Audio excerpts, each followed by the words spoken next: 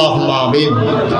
ربنا ظلمنا أنفسنا وإن لم تغفر لنا وترحمنا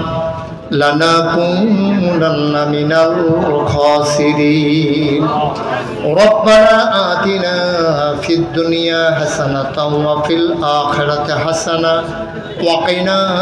عذاب النار আয় আল্লাহ তাআলা আমরা যারা হাত বাড়ালাম আমাদের জীবনের গুনাহগুলো তুমি মাফ করে দাও আমাদের যার যত অভাব আছে তুমি দূর করে দাও যার যত পেরেশানি আছে উদ্ধার করে নাও যারা ঋণগ্রস্ত ঋণ মুক্ত বানিয়ে দাও যারা অসুস্থ শিফায়ে কামেলা নসিব করে দাও আয় আল্লাহ তাআলা আম্মা জান হাফসা রাদিয়াল্লাহু তাআলা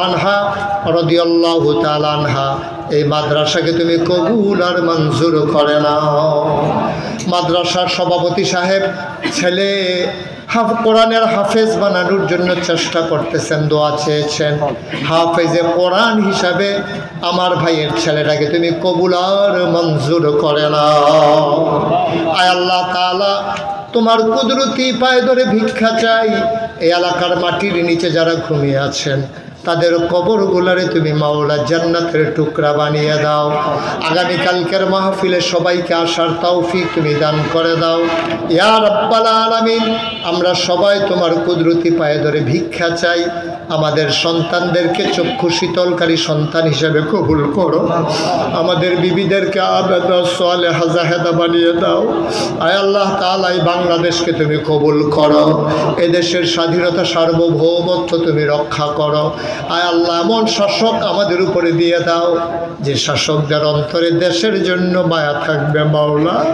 শাসক বদল হয় আমাদের ভাগ্যের বদল হয় না মাওলা তুমি দিনদার পরহেজগার আল্লাহওয়ালা এমন শাসক তুমি আমাদের উপরে দিয়ে দিও আল্লাহ ইয়া রাব্বাল আলামিন ও মাওলা রব্বে কারীম একটা কল্যাণ রাষ্ট্রে বাংলাদেশকে তুমি পরিণত করে দাও আয় আল্লাহ তাআলা দুঃখী মানুষের মুখের ভিতরে হাসি ফুটিয়ে দাও সকল প্রকারের আপদ বিপদ বালা মুসিবত অ্যাক্সিডেন্টের হাত থেকে তুমি হেফাজত করো শুকরিয়া আদায়ের ভাষা জানা নাই আমাকে বারবার শাহিনুর ভাই বলছিলেন যে হুজুর একটু দোয়া করেন যেন মাহফিলের একটা পরিবেশ আল্লাহ দান করেন আমাদের সকলের চাওয়াকে তুমি পাওয়ায় পূর্ণতা দিয়েছো মাওলা আমাদের শুকরিয়া আদায়ের ভাষা জানা নাই মাওলা তুমি মাওলা কবুল আর মঞ্জুর করে না আয় আল্লাহ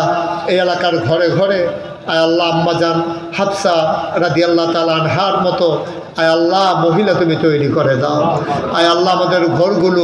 এমন নেককার পরহেজগারিনী মহিলা দিয়ে আল্লাহ তুমি ভরপুর করে দাও আয় আল্লাহ তাআলা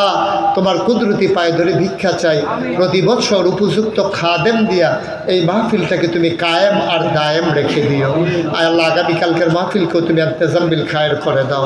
আয় আল্লাহ তাআলা আমরা সবাই তোমার কুদরতি পায়ে ধরে ভিক্ষা চাই অনেক আলেম ওলামারা বসে বসে কথা শুনেছেন আয় আল্লাহ আমি ছোট্ট মানুষ আয় আল্লাহ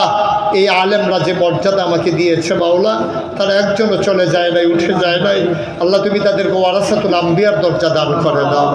আয় আল্লাহ নবীর ওয়ারিস হিসেবে তুমি তাদেরকে কবুল করো আমার মুরব্বী বাবারা যারা দীর্ঘ নেক হায়াত দান করে দাও আয় আল্লাহ আমার কলিজার টুকরা আমার সন্তান আয় আল্লাহ আমার জামাইয়ের জামাই আল্লাহ খুরশেদ আলম সাহেব শত ব্যস্ততার মাঝে সারাদিন অফিস করার পরে আমার সাথে ওনার ছেলে আমার নাতিকে নিয়ে দৌড়ে দৌড়ে হাজির হয়েছে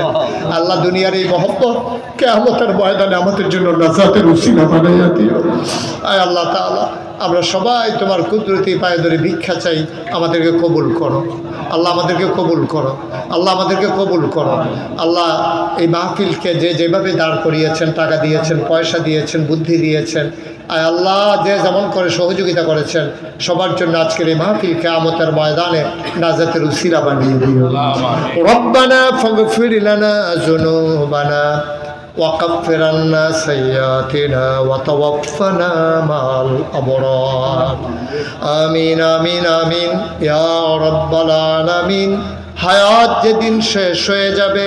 রুহু যেদিন গলার মাঝামাঝি আটকে যাবে